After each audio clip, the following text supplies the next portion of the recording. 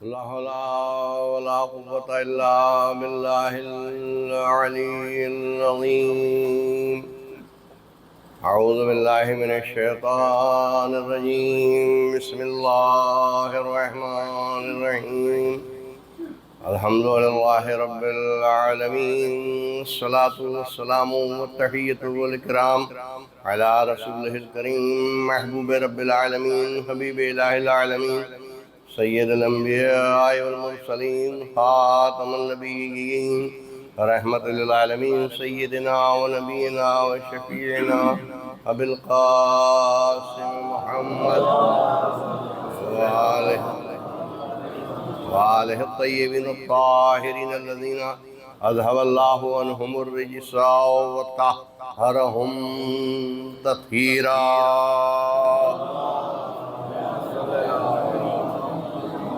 ولعنة الله على أعدائهم وقتلتهم وغاصبي حقوقهم ومنكري فضائلهم ومصاعبهم أجمعين آمين يا رب العالمين. أما بعد فقد قال الله سبحانه تبارك وتعالى في كتابه المبين.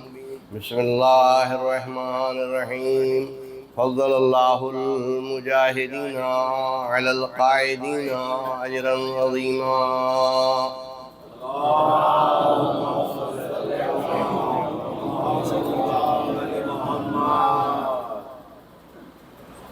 عزیزان گرامی، برادران ایمانی، معزز سامعین، یہ بات ہر جگہ ہے مگر میری بستی میں ہے. میں یہ نہیں کہہ رہا سب جگہ ہی کہوں کہ تھا میری بستی. اور اس بات کو علامہ آیت اللہ علی نقی صاحب قبلہ نے بھی مرحوم نے اپنی ذاکری کی جو کتابیں لکھی ہیں انہوں نے مجلس پڑھنے کا سلیقہ سکھایا ہے. اس میں قبلہ مرحوم نے جو بات لکھی ہے وہ یہ ہے کہ اساسی طور پر جب سے مجلس حسین کی بنیاد ہوئی وہ خطبہ اور ذاکرین کے ذریعے سے نہیں ہوئی بلکہ مرثیے سے ہوئی. اور چھٹے امام صادق علی محمد علیہ السلام، آٹھویں امام حضرت امام علی رضا علیہ السلام اور دیگر ائمہ، تو مرثیے سے بنیاد ہوئی مجلس حسین کی کہ تم میرے جد مظلوم کے غم میں کوئی مرثیہ کہہ کر کے لائے ہو. تو آقا نے فرمایا اللہ مقامہ نے کہ بینیہ مرثیہ ہو. معال مجلس کیا ہے اور مجلس کیا ہے؟ ایک ہے محفل اور ایک ہے مجلس. مجلس کی شان یہ ہے کہ بہترین مرثیہ بینیہ ہو اور لوگ بلک بلک کے روئیں. اسے مجلس کہتے ہیں، جو ہمارے ہاں بحمداللہ دستور چلا آ رہا ہے اور بے مثال ہے. میں اس لیے نہیں کہ میں جلالوی ہوں اور مجھے حق بات کہنی چاہیے کہ میرے گھر کا مسئلہ ہے اس لیے کسی کو جاہل کہنا، عالم اور عالم کو جاہل یہ تو کفر ہو جائے گا. حق بیانی کر رہا ہوں مجبوراً. کوئی یہ نہ کہے مجبوراً نہیں، میں حق بیانی کر رہا ہوں. سب جگہ ہے مرثیے کا، مگر میرے ہاں جو لاجواب انداز سے مرثیے، یہ شہزادے کا مرثیہ ہے. عزیزو معاف کیجیے گا، دیر نہ ہو مگر میں سمجھاؤں آپ کو. آپ تو جانتے کیا سمجھاؤں آپ. ایک شہزادے کا مرثیہ ہے جب رو چکے حسین غم شیر خوار میں، لاجواب بے نظیر مرثیہ. جب ذوالفقار ماتم اصغر میں رو چکی. ایک ہی شہزادے کے لیے کس کس طرح سے بدل کے شاعر نے مرثیہ کہا ہے.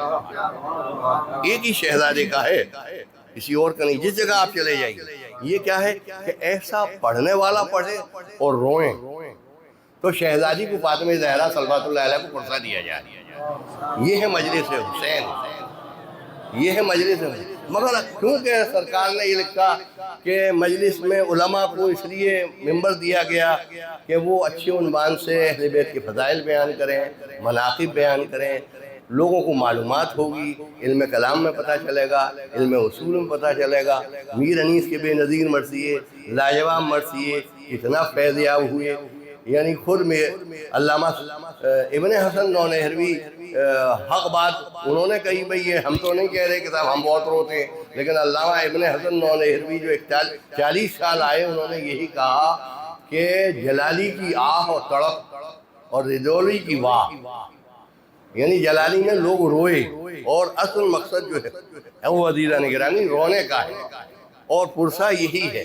لیکن کیونکہ علماء کے ہاتھ میں منبر اس لیے آیا کہ لوگوں کو معلومات ہونی چاہیے، اور اچھے عنوان سے ذاکر بھی اچھے فضائل بیان کرے، اچھے عنوان سے مصائب بیان کرے، جیسا آپ نے دیکھا بڑے بڑے ذاکروں کو دیکھا، غلام عسکری صاحب قبلہ اللہ کو سنا آپ نے، علامہ کرار حسین صاحب کو، بڑے بڑے واعظوں کو سنا، تو یہ ایک الگ رہا تاکہ معلومات ہو اور اچھے انداز سے مجلس ہو۔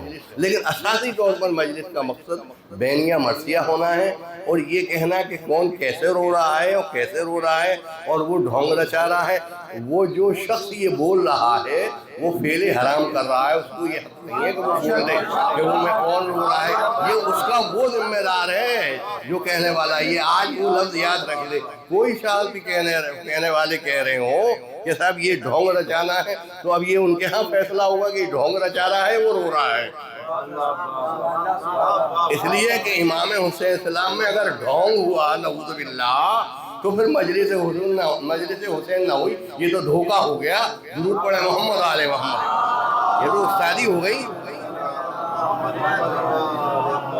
یہ کہنا کہ غم حسین میں جو آنسو نکل رہا ہے وہ کتنی بے قراری سے نکل رہا ہے۔ علامہ طیب آغا الجزائری کہ چاہے کچھ بھی ہو، کسی جگہ میں بھی نماز ہے اس کا پتہ نہیں، روزے کا پتہ نہیں، حج کا پتہ نہیں، حج کے ارکان صحیح ہوئے نہیں، کنکریاں صحیح ماری یا نہیں ماری، کوئی عمل کسی کا پتہ نہیں چلتا ہے تو اللہ علامہ طیب آغا الجزائری۔ لیکن غم حسین میں جو بے قراری سے آنسو نکلتا ہے اس کی ضمانت ہے فاطمہ زہرا صلوات اللہ علیہ نے لی، امام جعفر صادق علیہ السلام نے لی، امام رضا علیہ السلام نے لی۔ لہذا یہ ضمانت ہے غم حسین کہ ہمارے پاس کچھ نہیں ہے، ہم بہت سے لوگ نماز شب، لیکن دو چیزوں کے لیے کل کچھ دن پہلے بھی بیان کیا ہے، دو چیزوں کے لیے رونا، ایک اللہ کے خوف سے رونا، اس کی توفیقات ذرا کم ہوتی ہیں، لوگ ظاہر جوان ہیں نماز کے لیے نہیں اٹھتے، تو ایک اللہ کے خوف سے رونا اور ایک غم حسین میں رونا۔ اس میں بھی روایت کے اعتبار سے بتا رہا ہوں، کتابیں پڑھ کے آ رہا ہوں، تحفۃ العقول سب، کہ اس میں بھی خوف خدا کے رونے میں جو ہے وہ زیادہ فضیلت ہے، یا غم حسین میں رونے کو فضیلت ہے، تو غم حسین میں خوف خدا سے زیادہ رونے کی فضیلت ہے۔ ایسا نہیں ہے، بے شک اللہ کے خوف سے، خوف الہی سے جو آنسو نکلتا ہے، امام ائمہ نے فرمایا وہ آتش دوزخ کو ٹھنڈا کر دیتا ہے، لیکن جو غم حسین میں آنسو نکلتا ہے وہ بھی آتش دوزخ کو بجھا دیتا ہے۔ اللہ کے لیے کوئی بھی منافق رو لے، مگر غم حسین میں تو مومن ہی روتا ہے۔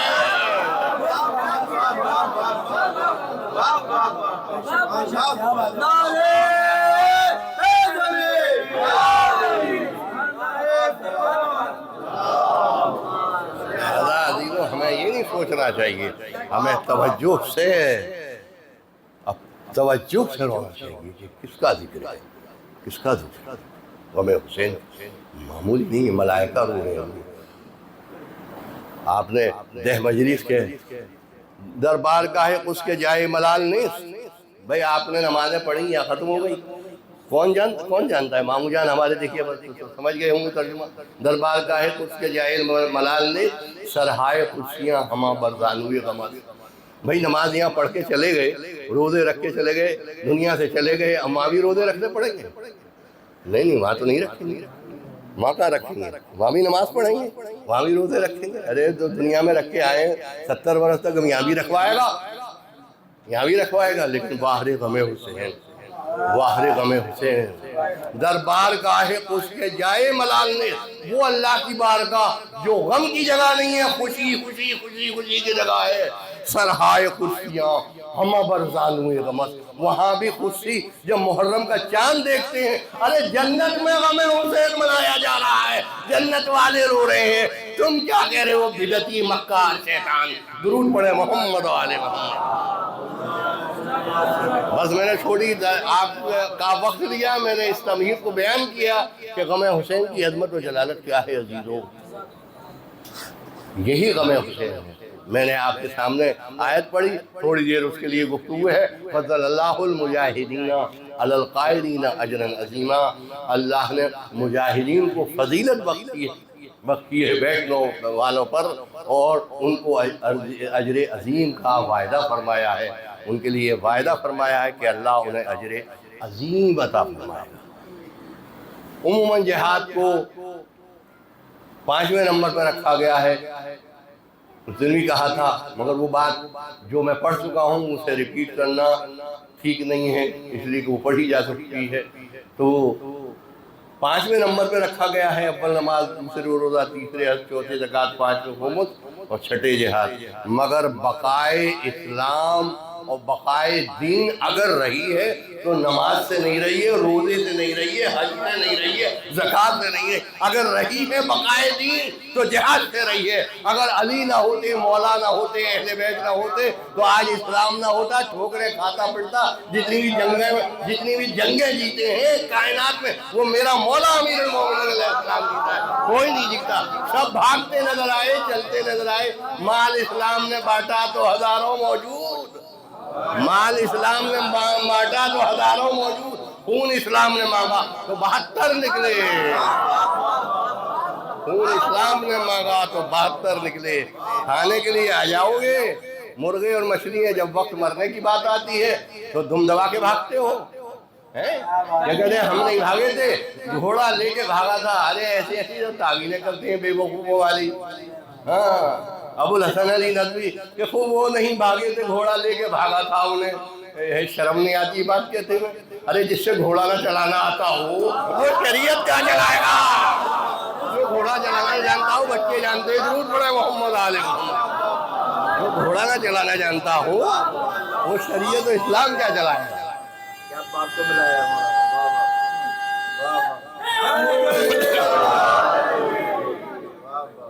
شریعت کیا چلائے گا؟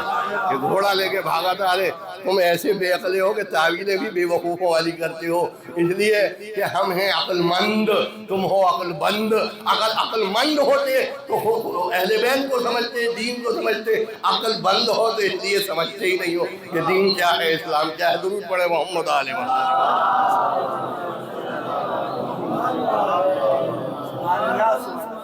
تو عزیزان گرامی معزز سامعین، جہاد پر دین کی بنیاد ہے، اور آپ نے سنا اور حق یہی ہے کہ کسی بھی جنگ میں کوئی جنگ فتح نہیں ہوئی بغیر مولائے کائنات۔ میں ادھر بات نہیں کروں گا، مگر کوئی جنگ بغیر مولائے کائنات امیر المومنین علی بن ابی طالب کے فتح نہیں ہوئی۔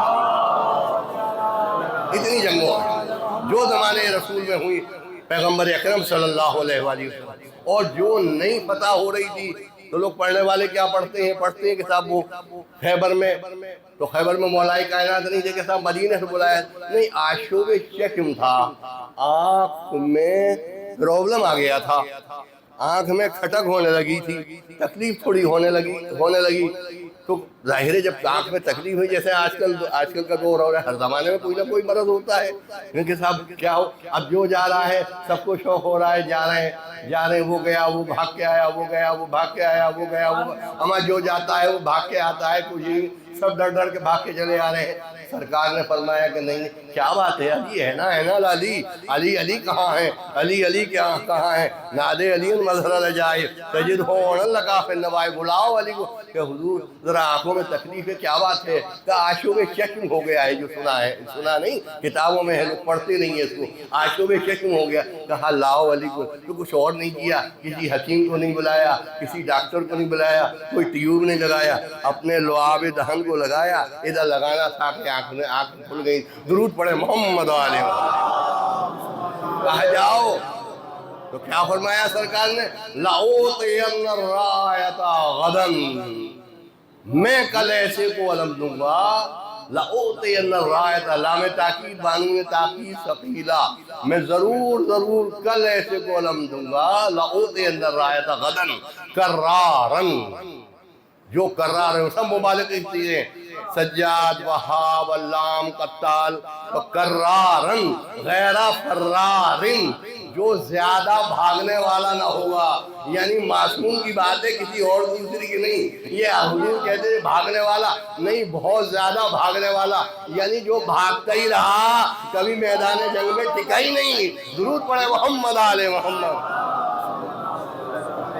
غیر فرارن یحب اللہ و رسولہ، جو اللہ کو دوست رکھتا ہوگا اور اس کے رسول کو دوست۔ ابھی جتنے بھی جا رہے تھے کوئی نہ اللہ کو دوست رکھ رہا تھا نہ وہ رسول کو، نہ رسول کو دوست رکھ رہا تھا۔ سرکار نے فرمایا یحب اللہ و رسولہ و یحب اللہ و رسولہ، اور اللہ اور رسول اس کو دوست رکھ، یعنی ایک اینٹی ہوا، یعنی کالے کی ضد گورا، گورے کی ضد کالا، یعنی دونوں باتیں آ گئیں، یعنی اللہ اور رسول بھی اس کو محبت کرتے ہوں گے اور اللہ اس کے دست مبارک پر فتح عظیم عطا فرمائے گا۔ درود پڑھے محمد علیہ وسلم۔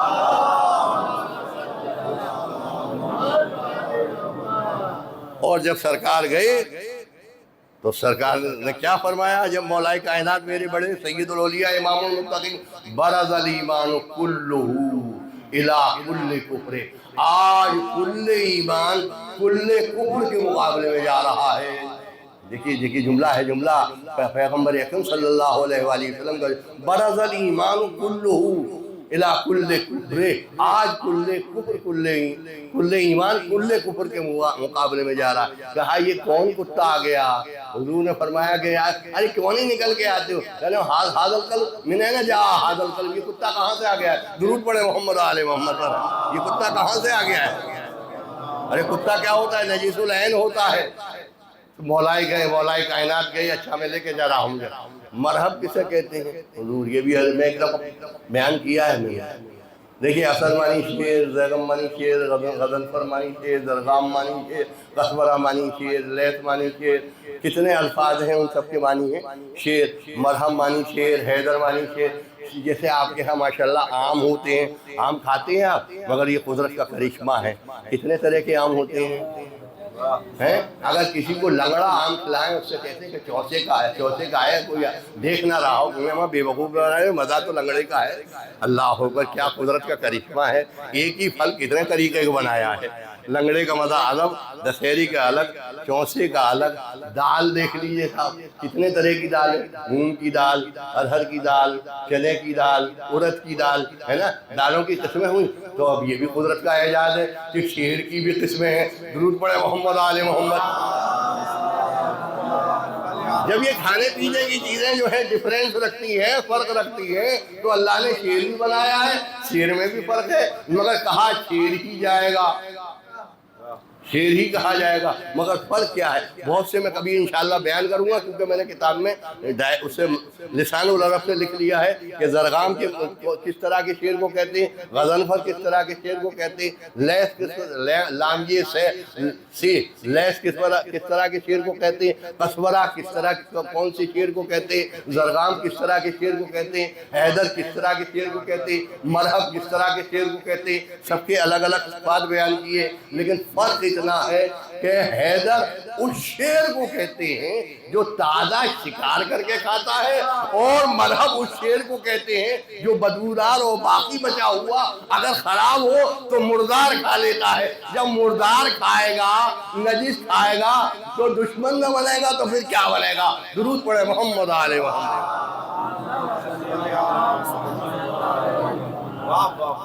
جب ایسی نجاست کھائے گا، اور ہے بھی ہے کہ اگر ہم غلط غذا کھائیں گے حضور، نہیں غذا کا غلط اثر پڑتا ہے، برا نہ مانے۔ ہاں، اگر حرام مال پیٹ میں چلا گیا، للعبادت، بیچ میں کہتا جاؤں، للعبادت سبونہ جدن، مرسل اعظم صلی اللہ علیہ وآلہ وسلم، عبادت کے 70 جز ہیں، 69 لیکن الحلال 69 حصے عبادت کے حلال غذا کے جو پیٹ میں جائے۔ اے ابو ذر یا عبادت، یعنی 69 حصے حلال غذا کے جو پیٹ میں جانی چاہیے۔ جب غلط غذا جائے گی تو اس کا نتیجہ کیا ہوا؟ علامہ اسد الدین نصیر آبادی نجف اشرف میں تھے، لوگوں نے دیکھا، ان کا واقعہ لکھا ہے، روزے کے اندر جو گئے، آج جو نعوذ باللہ یہ کتے نظر آ رہے ہیں، یہ کتے نظر آ رہے ہیں، عالم زمانہ تھے، کیا ہوا کیا بات ہے؟ جو واقعہ ہے علماء نے بیان کیا ہے، میں اپنی طرف سے نہیں بیان کر رہا، آیت اللہ نے بیان کیا ہے، وہ واقعہ آیت اللہ جو ہے وہ میں آپ کو بیان کیے دے رہا ہوں، ذمہ داری مرجع وقت کے اوپر ہے۔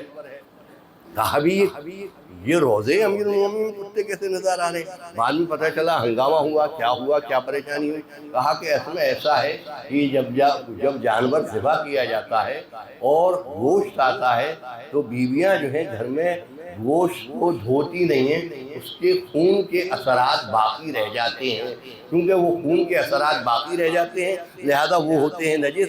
جب یہ نجس چیز کھاتے ہیں تو نجس چیز کھانے سے ان کو روزے مطہر علی امیر المومنین میں کتے نظر آ رہے ہیں۔ حضور حرام غذا کھانے کا یہ گندا اثر انسان کے اوپر باڈی پر کتنا پڑتا ہے۔ اب کوئی اگر کسی کا ایسی کھاتا رہے تو ایک تو نسبی کی خرابی والا جو ہے اللہ کو نہیں پہچانتا، جس کا نسب خراب ہو، جس کے پیٹ میں مال حرام طبیعت سے پہنچ گیا ہو، وہ بھی خدا اور رسول کو نہیں پہچانتا۔ درود پڑھے محمد آل محمد۔ بات ہے وہ بھی خدا اور رسول کو نہیں پہچانتا، اس لیے کہ اس کی باڈی پر وہ اثر غلط پڑتا ہے۔ کربلا میں امام سید الشہداء ابا عبداللہ الحسین نے یہی جملہ کہا تھا، پورا خطبہ موجود ہے۔ کیا بات ہے، تم میں بہت سے ایسے کیا سب نسب خراب تھا، مگر جملہ کہتا جا رہا ہوں میں آپ کے سامنے کہ مولا امام حسین صلوات اللہ علیہ نے کیا فرمایا۔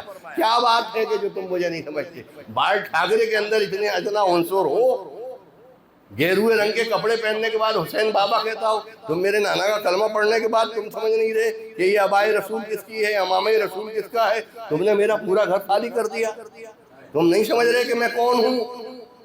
تو جب نہیں سمجھے کہ حسین زیادہ بولنے کی اب ضرورت نہیں ہے، بہت تبلیغ ہو گئی، وہ دو کتے سور چلائے، ایک عمر سعد چلایا، ایک شمر ابن دلجوشن چلایا، ملعون لعنت اللہ علیہما، بے شمار لعنت۔ کہنے حسین زیادہ باتیں کرنے کی ضرورت نہیں ہے، اگر لڑنا ہے تو آؤ۔ اس لیے کہ اب کوئی باقی نہیں بچا تو امام نے فرمایا قد ملیت بطونکم فی الحرام، تمہارے پیٹ حرام غذاؤں سے بھرے ہوئے ہیں تو تم امام وقت کو نہیں سمجھ رہے۔ تو عزیزو اس لیے میں نے ضمنی بات کہی آپ کی خدمت میں کہ مال حرام کا اثر غلط پڑتا ہے انسان کی باڈی پر، لہذا اس کا ہر صاحب ایمان کو خیال رکھنا چاہیے۔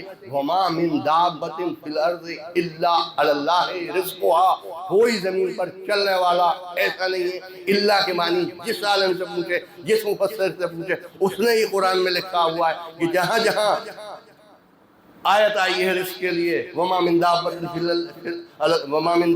الْأَرْضِ إِلَّا عَلَى اللَّهِ رِزْقُهَا، اللہ کے معنی ہے واجب۔ امام باقر علیہ السلام نے فرمایا اللہ پر واجب ہے تو اس کے رزق کا انتظام کریں، اللہ پر واجب ہے۔ ارے تمہیں اللہ پر اعتبار نہیں ہے، ذرا سی دیر ہو جاتی ہے تو دوسرے کی جیب تلاش کرنے لگتے ہو۔ درود پڑھے محمد آل محمد، ذرا صبر سے تو کام لو، اللہ تمہارے لیے کتنا راستے رزق کے فراہم کرے گا۔ عزیزان گرامی، تو حضور والا یہی انسان کی کمزوری ہے کہ وہ پریشان ہونے لگتا ہے۔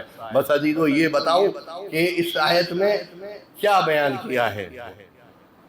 میں نے جو ابھی آپ کو فضل اللہ المجاہدین علی القاعدین اجر عظیمہ، اللہ نے مجاہدین کو فضیلت بخشی ہے، بیٹھنے والوں پر اجر عظیم کا وعدہ کیا ہے اللہ نے۔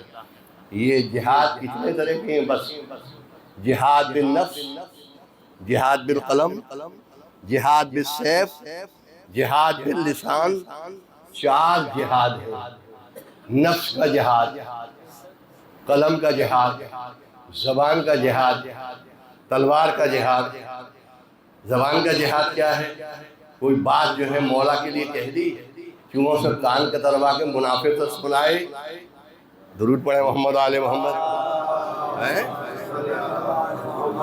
ارے ڈر گئے مولا کے لیے، نعوذ باللہ غلط لفظ، ڈر گئے، ارے وہاں جواب دے کے آتے، اسے کہتے ہیں جہاد باللسان، حق بات دشمن کے سامنے کہنا، نڈر ہو کر کے اسے جہاد باللسان کہتے ہیں۔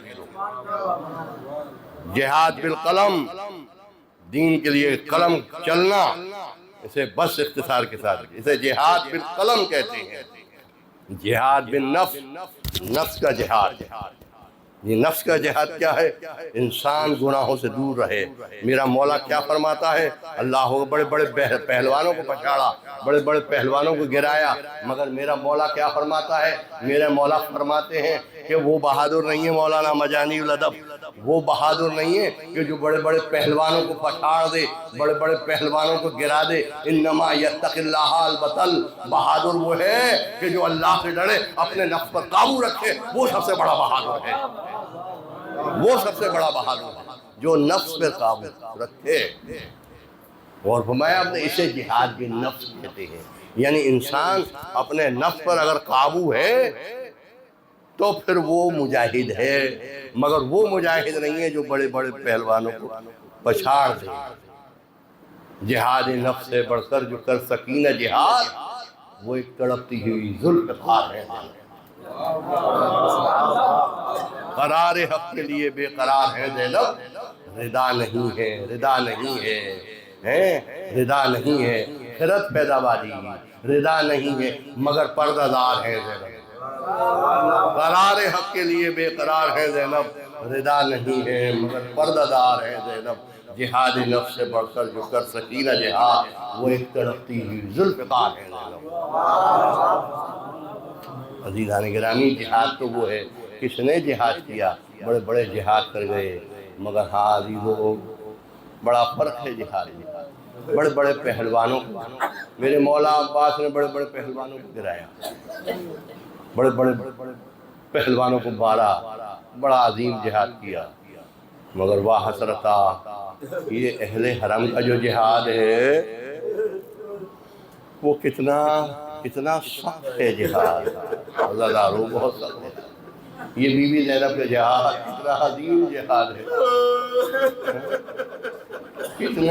کہاں سے بی بی گزری ہے، توجہ کریں، کون سے شہر گزری ہے، ذرا جائیے۔ میں سب کے مسائل بیان ہوتے ہیں، لیکن بی بی زینب کے سیریا میں آپ جائیے، بی بی زینب کی زیارت پڑھ لیجیے۔ بی بی زیارت کی جب عرض کر رہا ہوں، اللہ جانا نصیب ہو اس مظلومہ کرو۔ اور تھوڑا آپ اگر عربی نہیں جانتے ہیں تو ٹرانسلیشن وہاں موجود ہے۔ پہلے تو امام نے، ائمہ معصوم السلام نے شہزادی کے فضائل ایسے بیان کیے ہیں کہ بتایا کہ آپ وارث علوم انبیاء ہیں، اے میری پھوپھی آپ تو وارث علوم انبیاء ہیں، آپ تو آدم کے علم کی وارث، آپ تو نوح کے علم کی وارث، آپ تو ابراہیم کے علم کی وارث، آپ تو موسیٰ کے علم کی وارث، آپ تو یحییٰ کے علم کی وارث، آپ تو میرے بابا کے علم کی وارث، آپ تو ائمہ کے علم کی وارث۔ ایسے فضائل بیان کیے ہیں کہ جو بیان سے باہر ہے عزیزو۔ شہزادی کا علم وہ علم نہیں تھا کہ جس کو آپ یہ سمجھیں کہ آپ یہ سوچیں ایسی ہی شہزادی ثانیہ زہرا کا علم اہل بیت کے علم سے ملا ہوا تھا، شہزادی ثانیہ زہرا کا علم اللہ کے علم سے ملا ہوا تھا۔ یہ ہماری غلط فہمی ہے کہ ہم سمجھیں کہ جناب زینب کیا، جناب زینب وہ ہیں کہ جن کا علم فاطمہ زہرا صلوات اللہ علیہا سے ملا ہوا تھا، صدیقہ طاہرہ صلوات اللہ علیہا، بے مثال عورت۔ جب گزر رہی ہیں جناب خضر رو رہے ہیں، بلک رہے ہیں، انبیاء بلک رہے ہیں، کہا خوبی اماں آپ نے دیکھا یہ کون ہے؟ کہا بیٹا مجھ سے کیا نہیں تو بتایا، بیٹا یہ تو خضر ہیں، پیغمبر ہیں۔ اللہ اکبر، ارے کیا انہوں نے خضر کو دیکھا تھا؟ نہیں، یہ خاندان اہل بیت کی بیوی ہے۔ اور اس کے بعد عزاداروں جو مصائب بیان کیے ہیں بی بی زینب کی، تو میں آپ سے یہ عرض کر رہا ہوں کہ آپ بہت روتے ہیں، بہت بلک کے روتے ہیں۔ آپ نے اس زیارت کو اگر پڑھنا شروع کیا تو معجزہ ہی ہوگا جو آپ واپس آ جائیں، معجزہ ہی ہوگا جو واپس آ جائیں۔ اس لیے کہ میں نے یہ دیکھا ہے کہ لوگ روتے بے ہوش ہو جاتے ہیں، ایسا میں نے معلوم کیا ہے، مجھے خبر آئی ہے کہ لوگ روتے بی بی زینب کے لیے مر جاتے ہیں۔ جس میں وہ زیارت پڑھی جاتی ہے جناب ثانیہ زہرا کی، وہ چھوٹی زیارت نہیں ہے، وہ السلام علیکم ایتھا الاسیرۃ فی البلدان، اے وہ اسیرہ، اے وہ قیدی جو شہر بشہر، ایک شہر سے دوسرے شہر، دوسرے شہر سے تیسرے شہر، تیسرے شہر سے چوتھے شہر، ارے جس کے ہاتھ پسے گردن بنے ہوئے تھے، منادی ندا دے رہا تھا، حاضری سوایا من بنات رسول اللہ، ارے یہ خاندان اہل بیت کے قیدی ہیں، ارے آؤ یہ زینب ام کلثوم ہے، آؤ دیکھو یہ سکینہ ہے۔ اللہ اکبر،